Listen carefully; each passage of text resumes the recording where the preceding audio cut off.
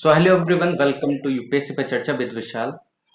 तो आज का सेशन जो ये आप लोगों के लिए काफ़ी ज़्यादा हेल्पफुल होने वाला है, खासकर जो कि यूपीएससी प्रीलिम्स जो कि इस बार देने वाले हैं उनके लिए तो बहुत ज़्यादा इंपॉर्टेंट होने वाला है, क्योंकि 3 महीने ही अभी आप लोगों को बचे हैं और वो भी पूरे नहीं, I think 80 days are left.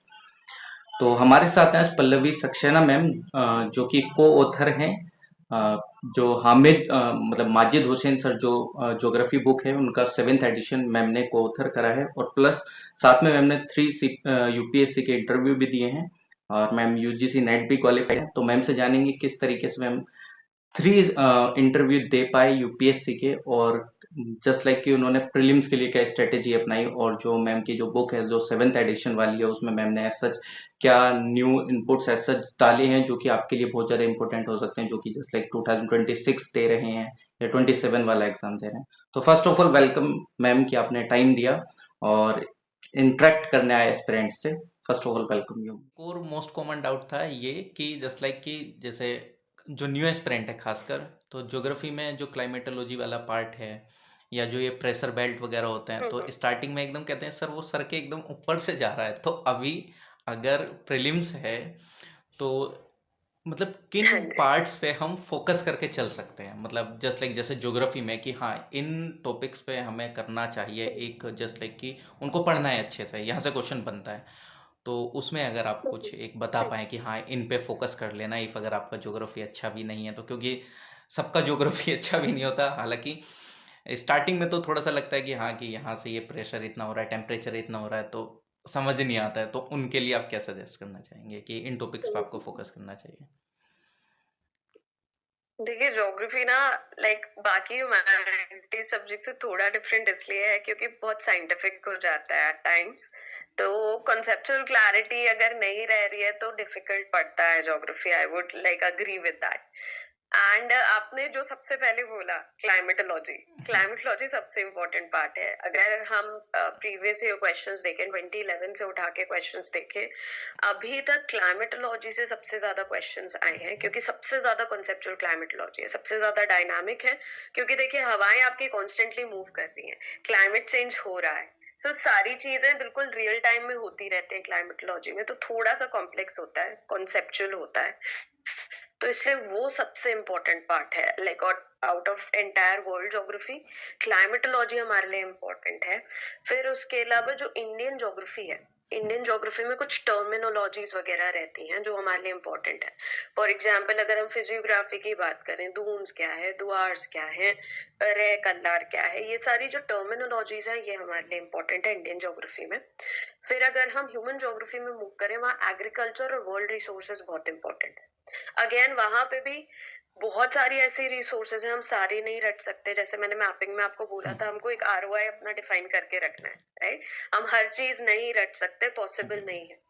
वो क्रॉप्स जो कॉमन है, जैसे राइस हो गया, वीट हो गया, जूट हो गया, कॉटन हो गया, ये कॉमन क्रॉप्स, प्लस वो क्रॉप्स जो न्यूज में है। जैसे अभी ऑयल पाम काफी न्यूज में चल रहा है, कोकोआ काफी न्यूज में चल रहा है, अभी मखाना न्यूज में था। इकोनॉमिक सर्वे ने ग्रेप फार्मिंग पे फोकस किया है। ये सारी चीजें रिसोर्सेज में, ये चीजें जैसे कि हमारा भी क्रिटिकल मिनरल्स मिशन स्टार्ट होने वाला है इंडियन गवर्नमेंट का। तो उसमें जैसे कोबाल्ट हो गया, निकल हो गया, उन पे काफी फोकस है। कोबाल्ट, निकल, रेयर अर्थ एलिमेंट्स, जिसके लिए पूरी लड़ाई चल रही है यूएस और यूक्रेन के बीच में, राइट। ये सारी जो चीजें है ना जो न्यूज में है, मतलब कुल मिला देखिए के करंट यूपीएससी क्या अफेयर से करेगा, रिलेट न्यूज की करके जो चीज को टॉपिक्स हैं डायरेक्ट। उन पे हाँ फोकस। जी, एग्जैक्टली बिल्कुल। एग्जैक्टली एंड देखिए सेम क्या विद द है ना कि एनवायरनमेंट आई थिंक। यहाँ पे जितने भी क्वेश्चन पूछे जाएंगे। हाँ जी। Same with the environment I think कि सॉरी। जो करंट अफेयर्स में जो टॉपिक चल रहे हैं वही एनवायरनमेंट में भी कर सकते हैं, क्योंकि एनवायरनमेंट का भी यही था कि मेन इंपॉर्टेंट टॉपिक्स क्या हैं। तो वही करंट अफेयर रिलेटेड जितने भी टॉपिक्स अभी चल बिल्कुल। रहे हैं उन पे ज़्यादा फोकस हाँ रखा जाए जी। तो। अच्छा मैम, आपने जब अपनी प्रिपरेशन करी, जी। जस्ट लाइक जैसे आप 3 इंटरव्यू दिए, तो अभी एक और मोस्ट कॉमन चीज़ जो चलती है एकदम जस्ट लाइक कि अभी 3 महीने बचे हैं कि करंट अफेयर कहाँ से, मतलब करंट अफेयर कर तो लेते हैं जस्ट लाइक जैसे PD 365 आ गई है, लेकिन सबसे पहला हाँ जो जी। क्वेश्चन आता है जिनका न्यू अभी फर्स्ट अटेम्प्ट है, जस्ट लाइक बोलते हैं कि सर उसमें से अब तो क्वेश्चन नहीं आ रहे हैं, हाँ जी। कि सर अब तो क्वेश्चन नहीं आते, तो हम्म। PD 365 पढ़ें या किसी कोचिंग इंस्टीट्यूट का मंथली मैगजीन उठा लें या कोई, मतलब इस तरीके से कन्फ्यूज़न है काफ़ी लोगों के बीच में, तो उसमें आप क्या सजेस्ट करना चाहेंगे हम्म। कि आप यहाँ से करंट अफेयर कर सकते हैं? देखिए, first of all current affair से कई बार ना डायरेक्ट क्वेश्चन नहीं आते हैं, बट करंट अफेयर से पिकअप करके टॉपिक्स पिकअप करके फिर वो उसके रिलेटेड क्वेश्चन पूछते हैं, है ना। सो ये चीज काफी हो रही है यूपीएससी में। तो अगर आपको करंट अफेयर्स करना है, कोई भी एक मैगजीन आप उठाओ, एक ही कोई मैगजीन, है ना, मल्टीपल सोर्सेस पे मत जाइए, कोई भी एक कोचिंग का मैगजीन उठाइए। देखिए, बहुत एग्जॉस्टिव नहीं हो सकता कोई भी, so I won't take any name, जिसको भी आप यू फील कंफर्टेबल विथ, वो आप उठाना और वो बस कर लेना। बाकी फिर स्टैटिक पे भी फोकस करना, बस करंट अफेयर्स पे फोकस मत करना। एग्जैक्टली। कुछ काफी पार्ट स्टैटिक से भी आएगा। अगर आपने प्रीवियस ईयर्स के कट ऑफ्स देखे हैं तो 100 तक भी नहीं पहुंच रहा है। इन द पास्ट 2-3 इयर्स 100 तक भी कट ऑफ नहीं आ रहा। तो आपको क्या करना है, 60 क्वेश्चंस शॉर्ट सही करना। तो अगर एग्जैक्टली। थोड़े बहुत करंट अफेयर्स के नहीं बन रहे, इट्स ऑल राइट, इतना फिक्सेट मत करिए उस चीज पे। एग्जैक्टली। एग्जैक्टली। स्टैटिक अपना बहुत स्ट्रॉन्ग कर लेना। करंट अफेयर्स एक कोई मैगजीन फॉलो कर लो, उससे कुछ भी बन जाए, थोड़े बहुत भी 5-10 क्वेश्चन भी बन जाए, that is good enough for you. Exactly. अच्छा मैम, एक काफ़ी मतलब एक डाउट था 3 एस्पिरेंट्स का, क्योंकि उनका आई थिंक एक का 4th अटेम्प्ट था, 2 का 4th अटेम्प्ट था और एक का 5th अटेम्प्ट है। और उनके साथ दिक्कत ये है कि उनका मेंस का प्रिपरेशन भी ठीक है, मतलब काफ़ी अच्छे से उन्होंने कर रखा है, लेकिन उनका अभी तक मतलब प्री ही क्रैक नहीं हो पाया है। हालांकि वो मतलब काफ़ी अच्छे तरीके से मतलब पढ़ाई करते हैं काफ़ी अच्छे तरीके से, तो उनको ये समझ में नहीं आ रहा कि जस्ट लाइक कि हम कितने नंबर ऑफ अटेम्प्ट्स करें, या मतलब उनको ये इतना तो कॉन्फिडेंस है कि उन्होंने सारी चीज़ें अच्छे से पढ़ रखी हैं, हर एक चीज़ है, हर एक चीज़ प्रिपेयर है, कि सर बोलते हैं कि एक बार बस प्रीलिम्स निकल जाए, मेंस तो हम कर देंगे अच्छे से। तो उन एस्पिरेंट्स के लिए आप क्या कहना चाहेंगे कि जस्ट लाइक जी। जैसे इफ़ अगर आपको इतना नंबर ऑफ गुड अटेम्प्ट्स करना चाहिए, या आपको इस हिसाब से प्रिपरेशन या इन चीज़ों पे फोकस रखना चाहिए, क्योंकि अगर किसी ने 4 अटेम्प्ट दिए तो आई थिंक कि वो सीरियस तो है चीज़ों को लेके। देखिए, सबसे पहले ना आप एक दिन निकालो और ये देखो कि आपने क्या गलतियां की हैं पास्ट में, है ना, कि पिछला जो आपके प्रीलिम्स गए हैं उसमें आपने एग्जैक्टली क्या किया है। फॉर एग्जाम्पल, कई बार क्या होता है, हम सिली मिस्टेक्स करते हैं। कई बार ये होता है कि हमारा कॉन्सेप्ट क्लियर नहीं था। देन अदर टाइम्स ये होता है कि बहुत ही डिफिकल्ट क्वेश्चन था, हम नहीं कर पाए। सो देखिए, ऐसे 100 में से 20 क्वेश्चंस तो ऐसे रहेंगे जो बहुत डिफिकल्ट रहेंगे, जो बहुत ज्यादा लोग सही तरीके से अटेम्प्ट नहीं कर पाएंगे। So that's all right. But अगर आप सिली मिस्टेक्स कर रहे हो, कंसेप्चुअल एरर्स कर रहे हो, देन दैट्स ऑन यू। आपको अपने ऊपर थोड़ा सा वर्क करना पड़ेगा इन दैट रिगार्ड। देखिए, आपके वीक पॉइंट्स कौन से हैं, कौन सा सब्जेक्ट है जो आपका वीक जा रहा है। हो सकता है आपका पॉलिटी वीक, हो सकता है आपका कोई एक पर्टिकुलर सब्जेक्ट वीक है, उस पर थोड़ा सा एक्स्ट्रा इस बार फोकस कर लीजिए, है ना। एंड क्वेश्चंस बिल्कुल ऐसा मत सोचना, कई लोग बोलते हैं कि नहीं यार, 90 क्वेश्चंस करना तो कुछ ना कुछ सही होके आपका क्लियर हो जाएगा। देखिए, यहाँ पे नेगेटिव मार्किंग भी है। अगर आप एक क्वेश्चन गलत करते हो, आप 2.33 मार्क्स लूज कर रहे हो। You're not just losing 2 marks, you're losing 2.33 marks, आप 2.66 marks पेनल्टी लग रही है, एग्जैक्टली। राइट। तो आई वुड सजेस्ट कि based on the past 3-4 years जो हमारा कट ऑफ रहा है, उसके हिसाब से 65 to 70 क्वेश्चंस भी अटेम्प्ट अगर कर लिए अच्छी एक्यूरेसी से, दैट इज गुड इनफ। उसके बियॉन्ड जाने की जरूरत नहीं है, इतना ज्यादा करने की जरूरत नहीं है, ओवरडू मत करना। क्योंकि अगर आपने रैंडम गेसेस मारे और उनमें से सारे गलत हो गए, ये भी चांस है कि सारे गलत हो जाएंगे रैंडम वाले जो गेसेस है। तो रैंडम गेसेस मत मारना। कैलकुलेटेड अगर आप गेसेस मार रहे हो कि हाँ, इसको हम इससे रिलेट करके यहाँ से गेस कर ले रहे हैं, तब ठीक है। बट बिल्कुल रैंडम गेसेस मत मारना, क्योंकि कट ऑफ देख लो आप, कट ऑफ 100 के ऊपर नहीं जा रहा है in the past 2-3 years. So don't worry about that. 65 to 70 questions with good accuracy is more than enough. Exactly.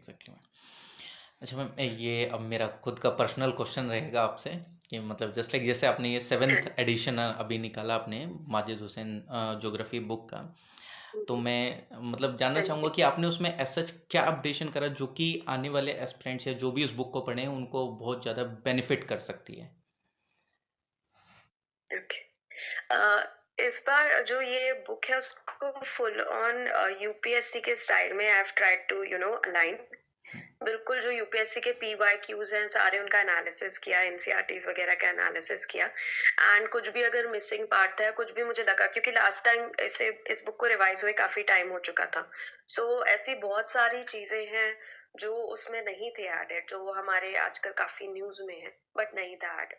तो वो सारे एडिशंस किए गए। फॉर एग्जाम्पल एक सेपरेट चैप्टर ऐड किया गया ऑन क्लाइमेट चेंज, क्योंकि क्लाइमेट चेंज बहुत न्यूज में है। पास्ट में हमने देखा यूपीएससी बहुत क्वेश्चंस उस पर पूछ रहा है एग्जैक्टली। climate change related, ये climate change का impact on different things, right? So exactly. specifically एक climate change IPCC की जो 6th assessment report है उसके basis पे क्या क्या हमने analysis किया है, क्या क्या हमारा ये सारे findings आए हैं, वो सारा add किया गया है। पूरा अपडेट किया गया है with regards to current affair, सारे अपडेशंस किए गए हैं। कुछ ऐसे टर्मिनोलॉजीज जो अभी काफी न्यूज में चल रहे हैं, जैसे एटमॉस्फेरिक रिवर्स वाला कॉन्सेप्ट है जो अभी काफी न्यूज में आया है because of the Wayanad landslide. तो इन सारे कॉन्सेप्ट्स को काफी ऐड किया गया है। लर्निंग ट्रिक्स प्रोवाइड की गई हैं, कुछ ऐसे कॉन्सेप्ट्स जो याद नहीं होते उनके लिए एग्जैक्टली। लर्निंग ट्रिक्स हैं। एंड मोर इम्पोर्टेंटली यहाँ पे कारण जो इनका जो एज प्लेटफॉर्म है, मैक्रो हिल का एक प्लेटफॉर्म है एज प्लेटफॉर्म, तो वहाँ पे करंट अफेयर्स और वीडियोस भी अपलोडेड है। जैसे कोई कॉन्सेप्ट है, जैसे जेट स्ट्रीम्स का कॉन्सेप्ट हो गया, बहुत डिफिकल्ट होता है टू अंडरस्टैंड। तो अगर रीड कर रहे हो आप तो कई बार नहीं समझ आती हैं वो चीजें। तो ऐसे डिफिकल्ट टू अंडरस्टैंड कॉन्सेप्ट्स के लिए वीडियोस भी अपलोडेड हैं। करंट अफेयर्स वीकली ज्योग्राफी और मैपिंग रिलेटेड उसी प्लेटफॉर्म पे अपलोड हो रहा है, ताकि जो स्टूडेंट्स हैं, देखिए बुक एक बार छप गई उसको अपडेट नहीं कर सकते एग्जैक्टली। हम। सो स्टूडेंट्स खुद से अपडेट्स ऐड कर लेंगे बुक में through that current affairs document. So ये सारे एडिशंस हम लोग ने करने की कोशिश की है। ओके। बाकी कलरफुल है फुल ऑन, ओके। पूरी कलरफुल है इस बार बुक, क्योंकि ज्योग्राफी मैं सबको बोलती हूँ is a very visual subject. तो एग्जैक्टली। कलरफुल रहेंगे, कलर्स रहेंगे तो और अच्छे से चीजें समझ आएंगी। एग्जैक्टली। तो ये तो सारे एडिशंस किए हैं जितने भी हमने। यूट्यूब व्यूअर्स हैं और जो भी एस्पिरेंट अभी हैं, और बाकी मैं ग्रुप में भी डाल दूंगा आप लोगों का लिए, जो मतलब जस्ट लाइक आप मैम की जो बुक है उसको परचेज करके पढ़ सकते हैं। और मेरे हिसाब से वो काफ़ी ज़्यादा बेनिफिशियल होने वाली है, जिस हिसाब से मैम ने बताया कि उसमें एडिशन करा गया है हर एक चीज़ का एनालिसिस करके। और ऑलरेडी वीडियोस भी अवेलेबल हैं, तो आपको क्या करना है, सीधा जाके वीडियोस से आपको पढ़ लेना है। वो जो कोई भी कंसेप्ट अगर नहीं समझ में आ रहा है, तो मेरे हिसाब से तो आप लोगों के लिए काफ़ी ज़्यादा हेल्पफुल होने वाली है, खासकर न्यू एस्पिरेंट तो उनके लिए तो। और विजुअल है वो तो और ही ज़्यादा अच्छा है, क्योंकि कई बार ब्लैक एंड वाइट में समझ नहीं आता, कनेक्ट नहीं कर पाते हैं जैसे लाइक मूवीज़ की फॉर्म में। तो विजुअल है तो और अच्छे से याद रहेगा मेरे हिसाब से। और जितने भी एस्पिरेंट्स हैं, इफ़ अगर किसी का कुछ भी क्वेश्चन है तो आप मैसेज कर सकते हैं, कोई दिक्कत नहीं है। सच एक डाउट आया मैम कि for beginners what we have to approach for geography, मतलब जस्ट लाइक ये जो न्यू बिगनिंग अभी कर ओके रहे हैं, 2026 की 2027 की, तो उनको ज्योग्राफी कैसे लेके चलनी चाहिए? ओके। देखिए ज्योग्राफी को बेसिक से शुरू करिए, है ना। सबसे शुरू में आप एनसीईआरटीज को कर लीजिए, 6 टू 10th के एनसीईआरटी, अगर आप बिगनर हैं, ठीक है। बिगनर है तो 6 टू 10th के एनसीईआरटी से ज्योग्राफी आप पढ़ लेना, एक बेसिक अंडरस्टैंडिंग होगी। उसके बाद ही 11 12th के एनसीईआरटीज उठाना। उसके बाद आप कोई भी स्टैंडर्ड बुक उठा के उससे रीड कर सकते हैं। सबसे इम्पोर्टेंट ज्योग्राफी में है रटना मत चीजों को, समझना चीजों को। बहुत सारे रिसोर्सेज हैं अवेलेबल, नहीं तो हम क्लासेस वगैरह भी रहती हैं, वहां पे जाके समझना चीजों को। ज्योग्राफी दूसरे ह्यूमैनिटी सब्जेक्ट की तरह नहीं है कि रट लिया हो रट। गया। समझ लोगे एक बार तो चीजें रटनी नहीं पड़ेंगी। जैसे साइंस में फिजिक्स केमिस्ट्री होता है, एक बार चीज समझ ली आपको रटना नहीं पड़ेगा, एग्जैक्टली। राइट। सो वही चीज ज्योग्राफी में भी है। तो चीजें रटना मत, करंट अफेयर से अपडेटेड रहना, क्या सब चल रहा है।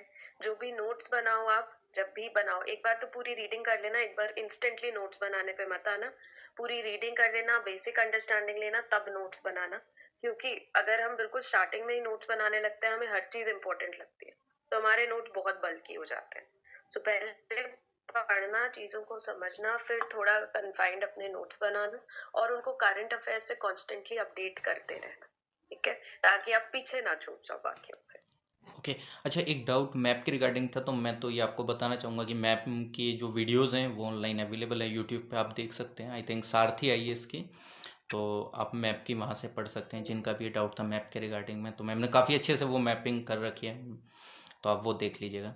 अच्छा मैम, एक एक पर्सनल लेवल पे मेरा खुद का एक डाउट आपसे, डाउट क्या है कि एक क्वेश्चन है कि जस्ट लाइक जब हम लगातार मतलब अटेम्प्ट देते रहते हैं तो एक समय पे क्या होता है कि हमारा जो कॉन्फिडेंस है वो थोड़ा सा मतलब किसी एक पॉइंट ऑफ टाइम ऐसा लगता है कि अरे बहुत हो गया, अब नहीं हो पा रहा है, मतलब जस्ट लाइक।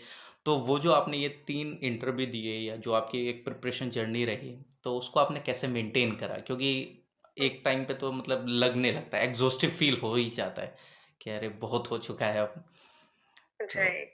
तो उसके रिगार्डिंग आप क्या हम्म। मतलब आपने क्या स्ट्रेटेजी देखिए, फॉलो करी अपने आप को मोटिवेशन रखने के लिए और मतलब प्रिपरेशन में एकदम कंटिन्यूअस रहने के लिए? देखिए, हमें लगता है कि अगर हम प्रिपेयर कर रहे हैं तो हम 1 भी घंटे का अगर ब्रेक लेते हैं हमें बहुत गिल्ट होने लगता है कि यार हम पढ़ नहीं रहे, बाकी पढ़ रहे हैं। बट ये समझिए कि ब्रेक लेना बहुत एसेंशियल होता है प्रिपरेशन के टाइम भी। अगर आप ब्रेक नहीं लोगे ना तो आपका माइंड जो है ओवरवर्क हो जाएगा, फ्यूज हो जाएगा। जैसे एग्जैक्टली। हम मोटर चलाते रहते हैं, मोटर जल जाती है इवेंचुअली। मोटर को हमें बंद करना पड़ता है थोड़ी थोड़ी देर के लिए, राइट? So exactly. वैसे ही एग्जैक्टली। थोड़ा थोड़ा ब्रेक ले लेके, जैसे टारगेट्स अपना रखो कि इतने दिन में, 1 वीक में मैं ज्योग्राफी कर लूंगा या कर लूंगी या कोई भी सब्जेक्ट कर लूंगा।